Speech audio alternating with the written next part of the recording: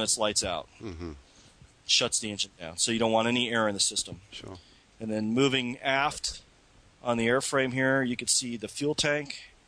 It's held in with Velcro straps. It's got that antenna on top of it. And then in the very back, there's the turbine engine back there. Beautiful. And that's a booster. So what we'll do is I'm going to get a USB cable extender here for my system, so I can manipulate this camera a little better next time, and hopefully I've got one here. I'll just email it to you. Yeah, that'd be great. So, all right, bear with me, guys. Don't get vertigo. I'm going to move you around here. Yeah, we've already had vomiting. Yeah, I'm sure. No, it's fine. All right. I can switch. And there we are. There you go. Hey, I'm back. Hey, Dave. So that's that. Man, excellent job. And we'll continue this in the days ahead. Sure. I mean, I don't know if these guys know about RC turbines. I definitely don't. And I've learned. They probably know about this stuff, though. Well, they know about that, right? You guys know about that stuff. Yeah.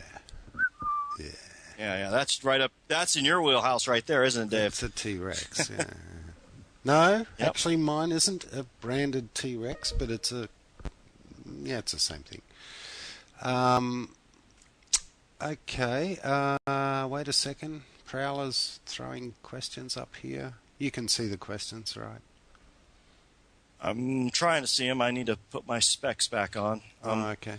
I think Dave's are cursed with bad eyes. Oh, there we go. Oh, yeah. Wash. Oh, you can see now. All right. What's up? Sounds like some good upcoming. Yes. Can you do a restart in flight? I see the question.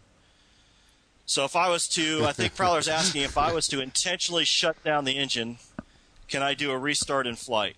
Good question. And the answer to that is yes, I can. If you have enough time. If I have enough time. Mm.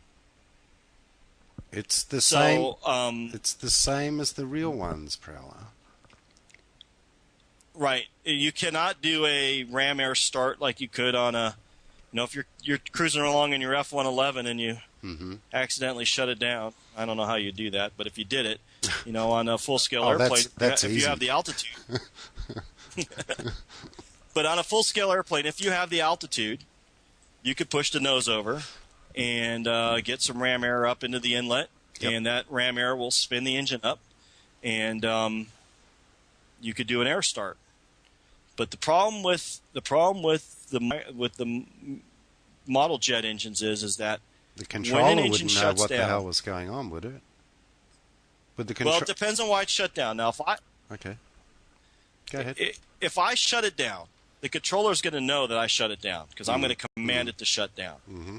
When I command it to shut down, it's going to go through a shutdown sequence, which means it's going to spin the engine with the starter again to help cool it, because you don't want to just shut it down and let it spool down to nothing, because there's so much latent heat in the engine itself that it'll end up cooking the bearings and doing all kinds of nasty things.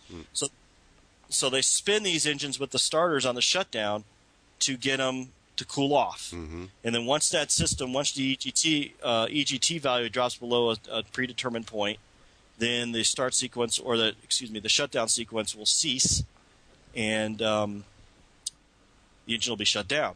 The problem with shutting one down in flight and trying to restart it is you have to wait for that sequence to complete. Yeah. So you go up to altitude and you shut the engine down. Now, like on my Elan, I would probably bet that I could grab some sky, shut the engine down, and fly some big flat ovals out there searching for thermals while it went through its shutdown procedure. And then I could reinitiate the start, and the engine should start in flight and spool back up. Okay. A couple of problems with that is that more than likely I'm going to run out of altitude before I get the turbine running again. And that would be probably the what? Sorry, we have a time lag here. What would be what sort of time does it take if you shut the engine down, what time does it take for the shutdown sequence of the controller to occur? Is it like 30 seconds or? It's only limited by the EGT. That's the only thing the engine's looking at is what is the temperature of the engine. So if I was flying up in Iceland with some of our friends up in Iceland, where it's very cold, or Greenland or wherever it is that's really cold, and ambient temperatures, 0 or below, 0 Celsius or 0 Fahrenheit, very cold, then obviously the shutdown sequence would be very quick. The engine would cool off very rapidly. Right. And but like here in Las Vegas, when we fly in the summertime, we actually have blowers that we put on the exhaust to help assist cooling down the engine. Yeah, I was going because to it's ask so you hot. about that, but we'll do that next time too. Yeah. So yeah, you can do an install. You can absolutely shut one down, and I've shut engines down in flight before. And the reason I've done that is I've had like on my boomerang, I've had a nose gear that stuck up. So I knew I was going to land only on the mains, and I knew the nose was going to go down on the runway. So I did not want my engine running when that happened because obviously the nose is going to kick up a bunch of debris, and you know where it's going. It's going right in that big vacuum cleaner. Absolutely, yeah. So I have shut engines down in flight. Typically what I'll do when I have an in-flight emergency, and I've had a couple, is I will be 100% positive that I'm making the airport, I'm making the fence. And then once I'm over the fence, I will reach over and shut the engine down. So when I come over the threshold and onto the runway, the engine's already shut down and it's stopped running. And then this way I can set the airplane. And that's good for a couple of reasons. One is I don't want to suck any FOD into my engine. And two is if I do end up getting the airplane out of shape, catching a landing gear, cartwheeling the airplane, whatever, if the engine's still running, I have a source of fire. Yeah. And if I rupture a fuel tank, then I have a big fire.